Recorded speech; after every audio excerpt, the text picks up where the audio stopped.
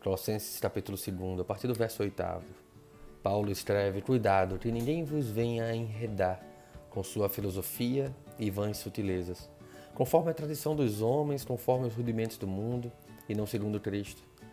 Porquanto nele habita corporalmente toda a plenitude da divindade, também nele estáis aperfeiçoados. Ele é o cabeça de todo o principado e potestade, nele também fostes circuncidados, não por intermédio de mãos, mas no despojamento do corpo da carne, que é a circuncisão de Cristo. Nele também fostes sepultados juntamente com eles no batismo, no qual igualmente fostes ressuscitados mediante a fé e no poder de Deus que ressuscitou dentre os mortos.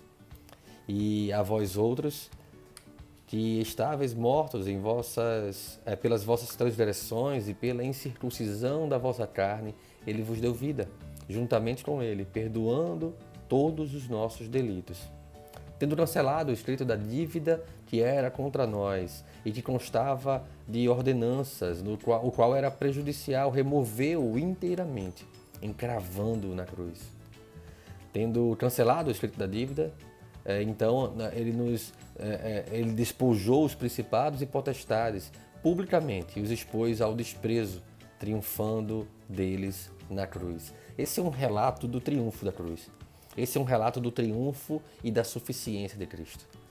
Essas são verdades nas quais nós precisamos alicerçar a nossa confiança, e é sobre elas que eu queria pontuar algumas coisas aqui.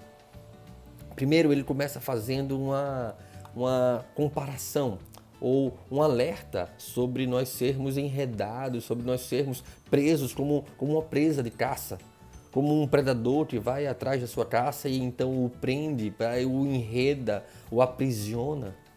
E Paulo então vai falar aqui sobre essa prisão ser a filosofia e as vãs sutilezas, em conformidade à tradição dos homens e o rudimento do mundo. Essa talvez seja uma das maiores prisões nas quais os nossos corações muitas vezes são enredados, são aprisionados, são tomados por presa.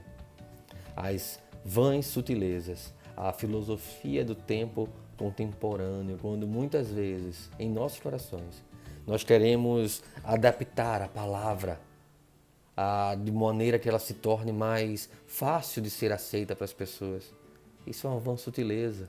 Isso é utilizar de um pragmatismo que não condiz com a suficiência de Cristo, a veracidade das Escrituras e a necessidade de arrependimento. O nosso coração e o nosso próprio conceito de cultura, de valor, de princípio precisa ser comprovado e confrontado com a verdade do Evangelho. É a verdade do Evangelho que vai nos convencer do nosso pecado, da justiça e do juízo de Deus. Por isso nós não podemos maquiá-lo, por isso nós não podemos adaptá-lo, nós precisamos pregá-lo, nós precisamos vivê-lo, nós precisamos compreendê-lo e proteger o nosso coração da sutileza, do engano, de tentar tornar o Evangelho mais amável às pessoas. O Evangelho não vai ser amável às pessoas, o Evangelho aponta para Cristo. E se as pessoas não conhecem, não amam a Cristo, não podem amar o seu Evangelho. O Evangelho vai ser amável para aquele a quem o Senhor tocar com seu Santo Espírito e abrir os olhos, e iluminar o coração e o entendimento para compreender o quanto precisam e carecem da glória de Deus. Então, nós não podemos deixar que o nosso coração seja enredado por essas sutilezas. Nós não podemos deixar que o nosso coração seja enredado pelo misticismo, que muitas vezes começa a alegorizar a própria apresentação das Escrituras, interpretação das Escrituras, colocando elementos místicos, coisas que não estão lá, consagrando objetos, pessoas, idolatrando pessoas, construindo deuses em nossos corações que competem com a verdade do Evangelho. Ou mesmo, em última instância, nós não podemos deixar que o nosso coração seja enredado pela sutileza de confiar no eu, ou na verdade interior, como sendo um elemento central da nossa força, como se nós pudéssemos encontrar algo de bom dentro de nós mesmos, através de um humanismo psicológico, coach do mundo contemporâneo. Ah, você é especial, você é maravilhoso. Nós não somos nada sem Cristo. E todo o nosso valor está em Cristo. E sem Cristo nós não temos valor nenhum. Nós somos totalmente condenados ao inferno. E nós precisamos de Cristo. E nós carecemos da glória de Deus, do amor de Deus, do olhar de Deus, Deus dirigir-se a nós, porque nós estamos mortos em nossos próprios delitos, em nossos próprios pecados, como o texto então vai nos trazer. Então, em contraste a essas vãs sutilezas, Paulo vai apontar para a divindade de Cristo, para a plenitude da divindade de Cristo. E essa expressão divindade aqui colocada, ela diz respeito tanto às características de Cristo, quanto à sua própria natureza. Cristo é Deus em suas características, em seus atributos, e Cristo é Deus em sua natureza, em sua essência. Cristo, sendo Deus, Ele é todo suficiente para nós. E nele, então, o verso 10 vai dizer: estais aperfeiçoados. Nós que não éramos nada, nós que éramos pó, que nos conduzíamos ao inferno, que nos conduzíamos junto com todos os demais filhos da ira, pessoas que vivem alienadas acerca de Deus. Agora nós somos aperfeiçoados por causa do amor de Deus e recebemos vida. Ele, que é o cabeça de todo o principado e potestade, nos deu vida. Nós temos vida juntamente com Ele. Então Paulo vai nos alertar sobre o fato de termos sido, então, circuncidados por intermédio de mãos, não por intermédio de mãos, mas no despojamento do corpo da carne, no tirar a roupa, de tirar a roupagem de velho mundo, de velha vida, de carne, de homem carnal, nos despojar dessas coisas, da velha natureza.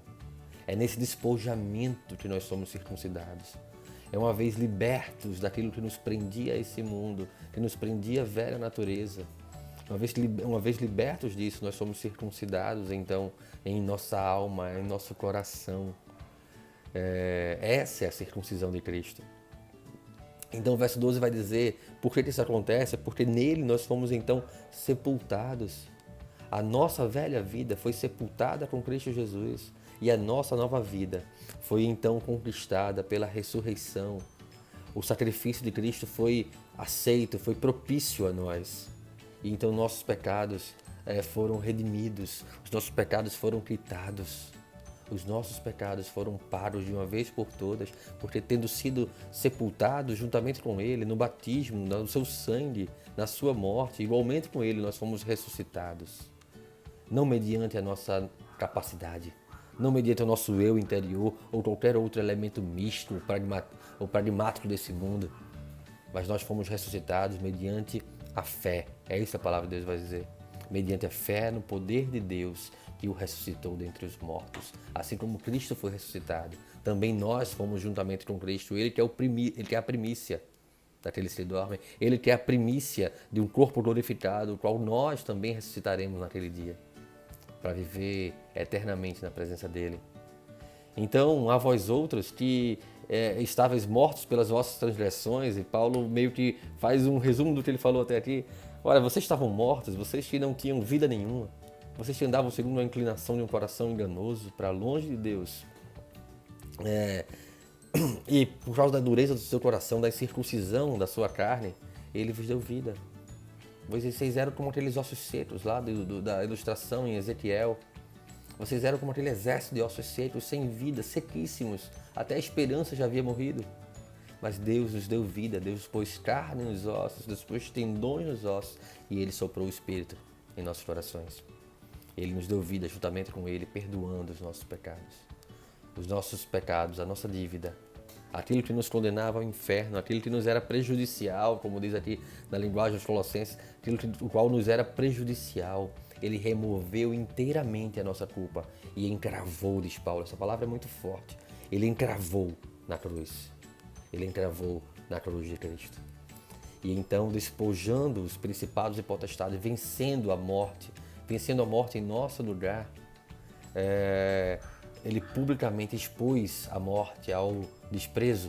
Ele expôs os principados e potestades ao desprezo, triunfando na cruz. Nós triunfamos com Cristo naquela cruz. Louvado seja o nome dele. Que Ele possa aplicar suas palavras em nossos corações.